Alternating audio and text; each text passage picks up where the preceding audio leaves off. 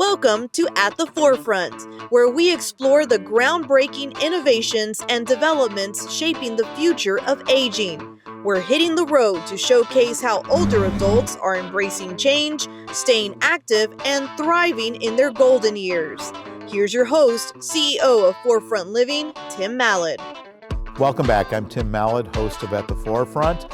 We're excited today to continue our discussion with Leeza Gibbons and Jay Allen. Earlier in our first episode, we talked about advocacy. We talked about telling stories.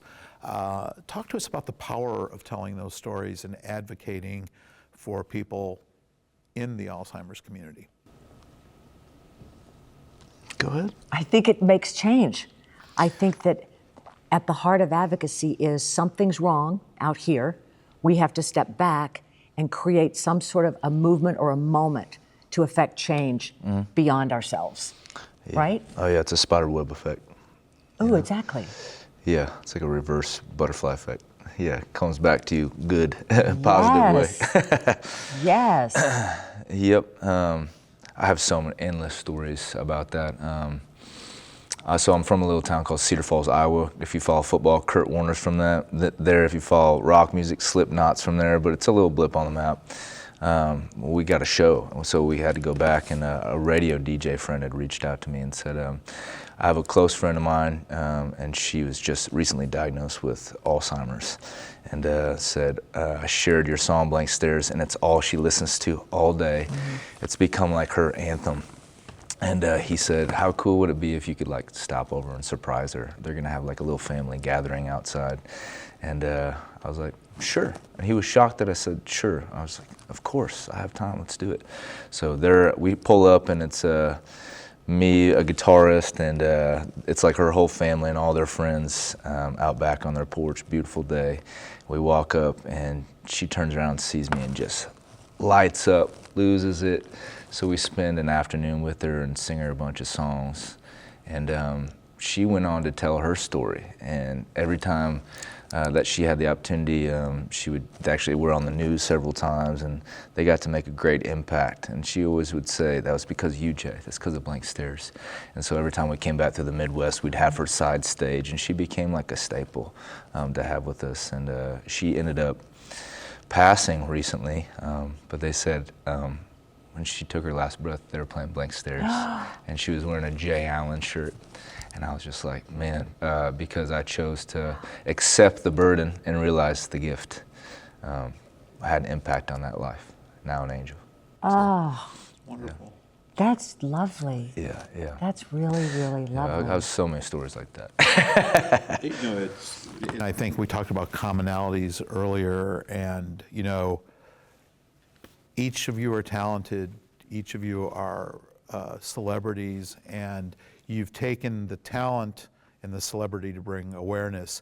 I don't think that your journalistic abilities were a hindrance when you took the message, I think, to our government. And can you tell us how you were able to do that and what came of that? I would love to, and I'll just accept that compliment, as my mother taught me, say thank you, because you're talking about, and you're talented and you're celebrities, and I'm going, okay. Here's where my training and my opportunity in life took me, and I just had to open the door and walk through. To reach people who are our lawmakers, our leaders, our thought influencers is really essential when it comes to affecting change in the Alzheimer's world, because it is so difficult to talk about. No one wants to look at it because it implies all of the fear that we all have. Because when you lose your soul print, and we are an accumulation of we're memory banks, that's how our lives work. And those memories are deposited, and if you can no longer retrieve those memories, then it kind of calls into question, who are you? And I think that's my preamble for saying, when you can communicate that and make it personal for legislators, then you can have the light come on to say, wow, this affects everyone, because it does. Have you noticed how there's not a single person you can find who doesn't have it's 6 degrees, it's 1 degree, it's direct relationship to somebody who has this disease, right? Or it will affect them. or it will affect them, and they are blissfully unaware at the moment. So the numbers of the prevalence of cases of Alzheimer's is going in the wrong direction. It's getting higher. Every 8 seconds, someone is diagnosed. We, as husbands, wives, sons, daughters, friends, advocates, we have to take on the mantle of identifying as the healthcare agency for each other. We're on loan to each other for this lifetime. There's a price to pay for that, and the price is use your voice. And it's not for any of us to say, well, my voice isn't strong enough, or my voice isn't big enough, or my platform isn't meaningful. That's not our work. Our work is just to say, like Jay mentions, he says yes to things. He uses the opportunity and his voice. That's what I try to do, and that's what all of us have to do, even if that voice is saying to someone in line at the bank or at the grocery store, this lady looks like she might be having a hard time, how can we help? That's a huge advocacy play right there. Jay, I think there's been so many studies related to music and dementia and to Alzheimer's and to people's ability to still enjoy and to still perform. If you were to look at Tony Bennett, Glenn Campbell. Oh yeah, the last thing he lost was his ability to play guitar. Exactly, and you have this tremendous talent, this love of music, and we've talked about the side of this that communicates to someone like me or others about somebody going through that experience, but you actually interact with individuals who have Alzheimer's and are experiencing dementia. Can you talk to us about using that talent and the impact it has? More stories, man. Well, We actually went to Vegas and we visited the Cleveland clinics. They asked us to perform at the Power of Love Gala, so all the money that's raised during that gala goes back to fund the Cleveland clinic. So we wanted to put on a music theory class for the residents, which apparently that was unheard of, that a musician that's coming to perform at the gala would come to do that, but that to me seemed to be, to myself and Stacy, my manager, seemed to be the point. So we went inside the facility, we met with all the staff, and we put on this music theory class. I literally played like maracas and shakers and tambourines and did all those things.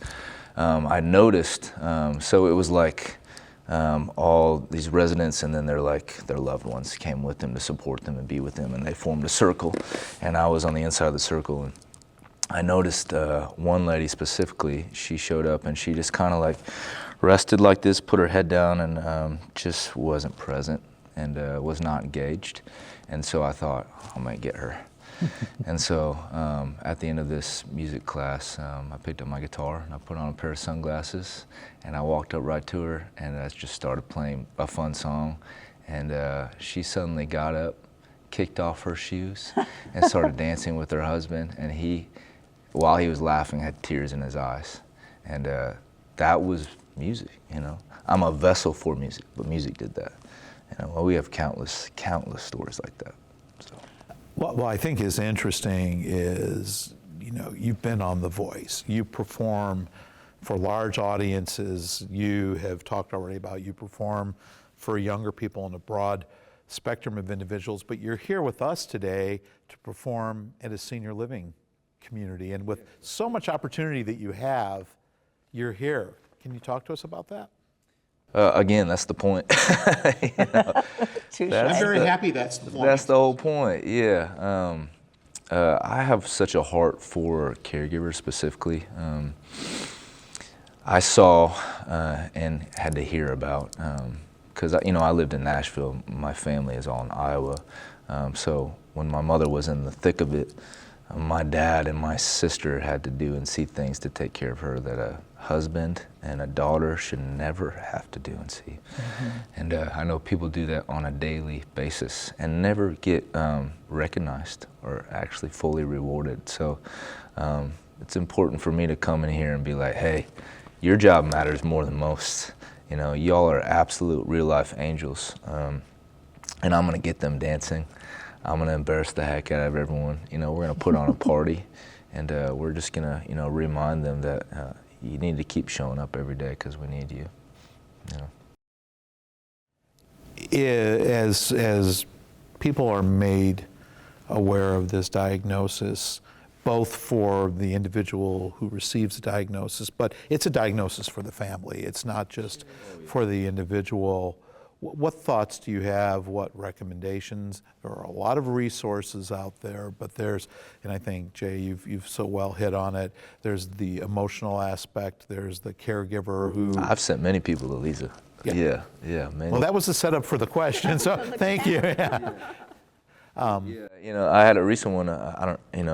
Honestly can't remember her name, but she could not get financial assistance at all, and she's a mother. She has 2 kids in high school, and her husband is only in his late 40s, and he's bedridden at their home, and she is just like drowning, and she's like, "What can I do?" And I was like, "Go talk to Leeza."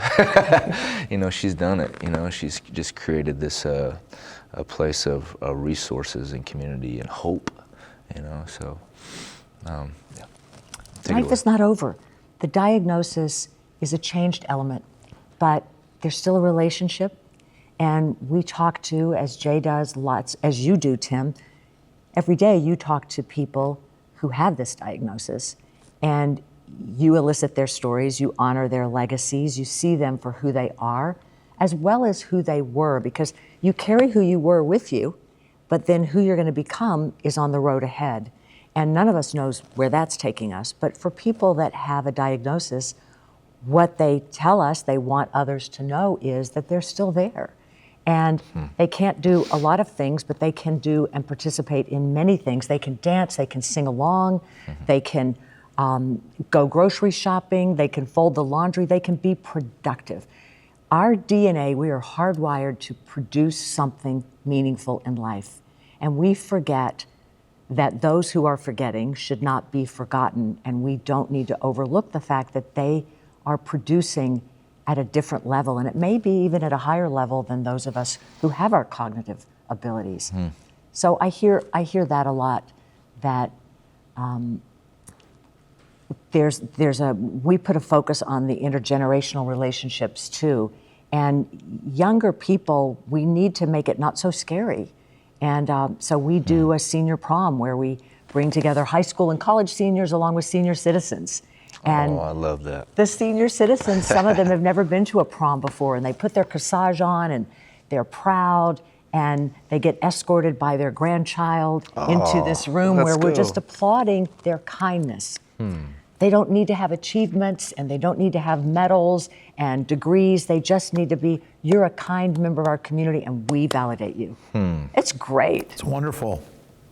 I'm intrigued by something you just said, Jay, because I don't know that I've entirely heard it described completely this way, but it's the caregiver feeling like you're drowning. And can we talk about that? And can we talk about how we can get out of that feeling and what the other side of it looks like? Yeah, talking about it, I think our human nature is I can deal with this myself, or I'm gonna internalize this, or this is too hard to talk about, or I'm the only one that's going through this, No.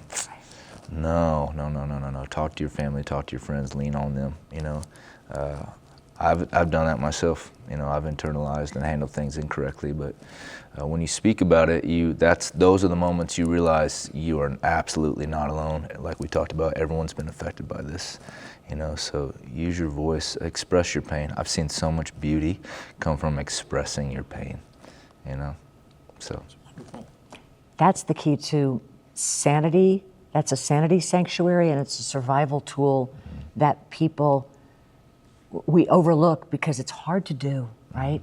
And that's why here with you all at Forefront Living, we're able to offer a program of mentors, people who have been there, people who've walked that path, and they know what you feel like. They have stood where you stand now, and they understand that assault on your senses and that feeling of drowning. So if it's a phone call, if it's a text, if it's an email, if it's an in-person meeting, if you're joining an art class, a laughter yoga class, or line dancing, whatever it is, expressing the pain and the frustration and allowing that to get out is the thing that will keep you whole, because the caregivers, the husbands, wives, sons, daughters, they are exponentially more likely to get this disease because they are caring for someone who has it. Yes. That is the thing that showed me what my seat at the table should be. Because you know what, Tim, we can change that. That's a number that while we're waiting, wishing, hoping, investing, believing in a cure, we can change the fact that the worried well stepping into becoming diagnosed patients. That doesn't have to be if we can handle the emotional release, if we can handle the social environment, if we can handle a safe place for them to be in community with each other. Those are the things that scientifically help you stave off the disease. So let's do more of that. And thank you for letting us do that here with you. Thank you both. And our mission at Forefront Living is to make each moment matter. And it's been a privilege to be in the presence of two people who invest so much in the moment. So thank you. Thank you again for joining us at the Forefront. We look forward to seeing you soon.